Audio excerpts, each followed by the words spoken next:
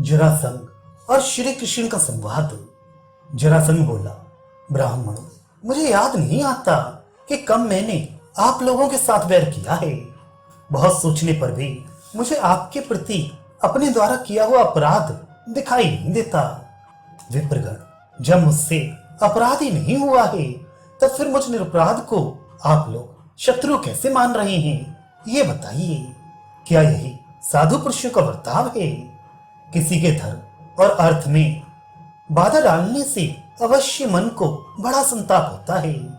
जो धर्मज्ञ महारथी क्षत्रिय लोक में धर्म के विपरीत आचरण करता हुआ किसी निरपराध व्यक्ति पर दूसरों के धन और धर्म के नाश का दोष लगाता है, वह कष्टमय गति को प्राप्त होता है और अपने को कल्याण से भी वंचित कर देता है।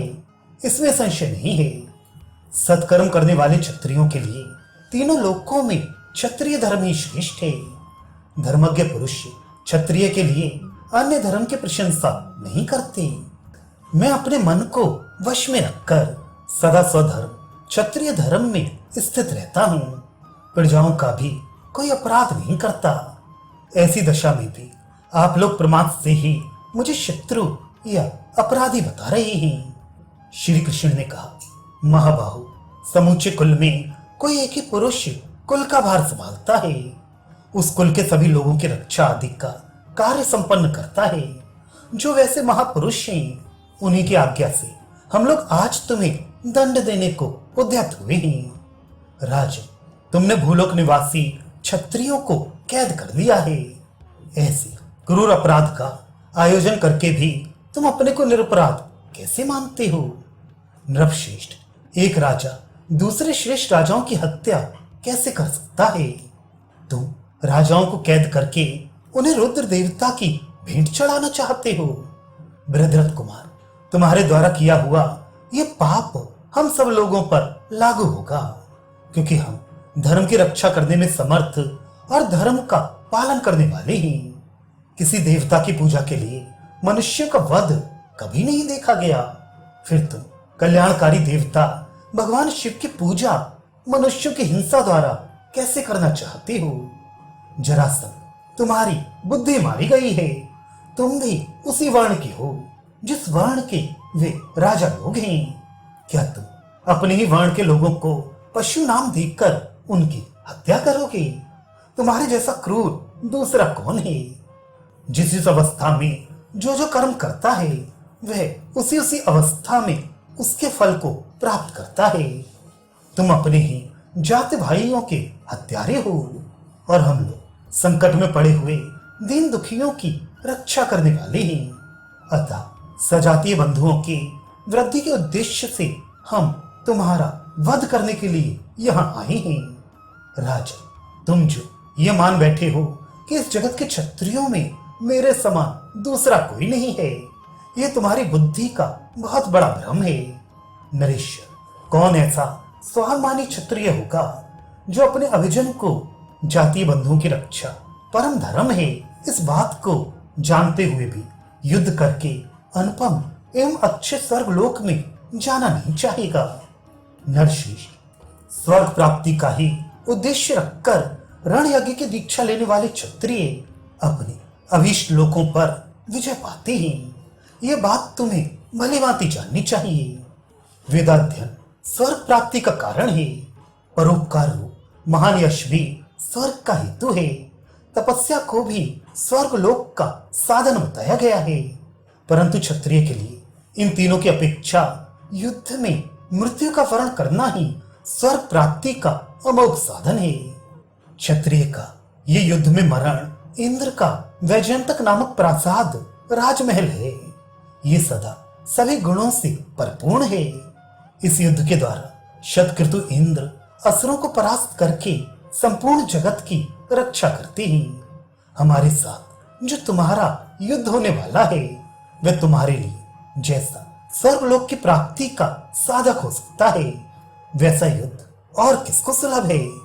मेरे पास बहुत बड़ी सेना एवं शक्ति है।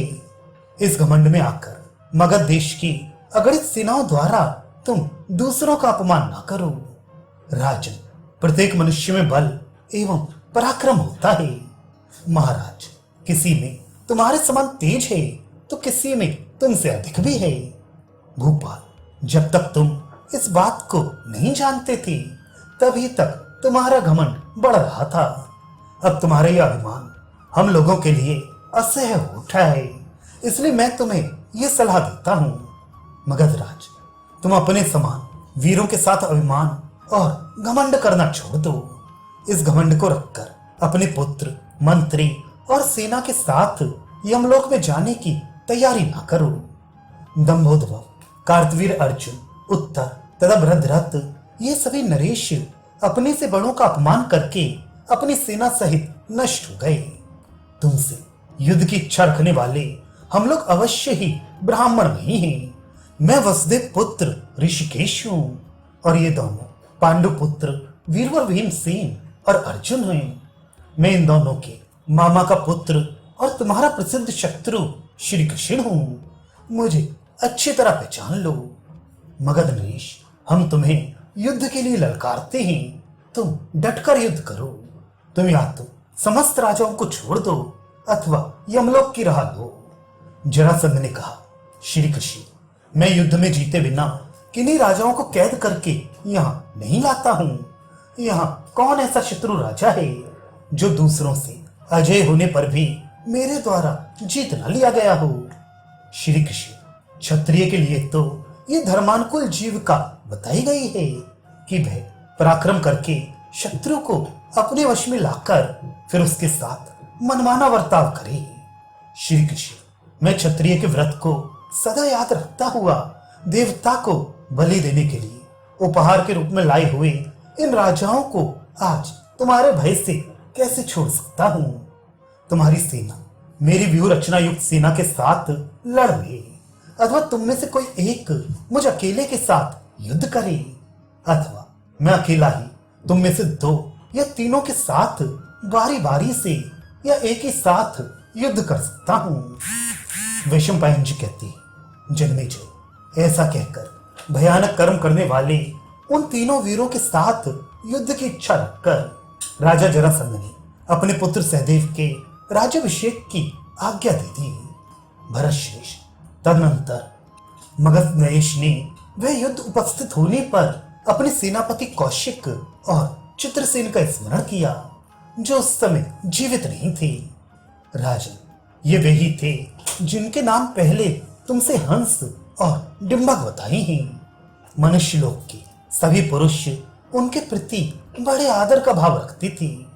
जन्मेजय, मनुष्य पुरुषों में सर्वश्रेष्ठ, सत्य प्रतिज्ञ, मनुष्यों में सिंह के समान पराक्रमी वसुदेव पुत्र एवं बलराम के छोटे भाई भगवान मधुसूदन ने दिव्य दृष्टि से स्मरण करके ये जान लिया था कि सिंह के समान पराक्रमी, बलवानों में श्रेष्ठ और भयानक पुरुषार्थ प्रकट करने वाला ये राजा जरासंध युद्ध में दूसरे वीर का भाग वध नियत किया गया है।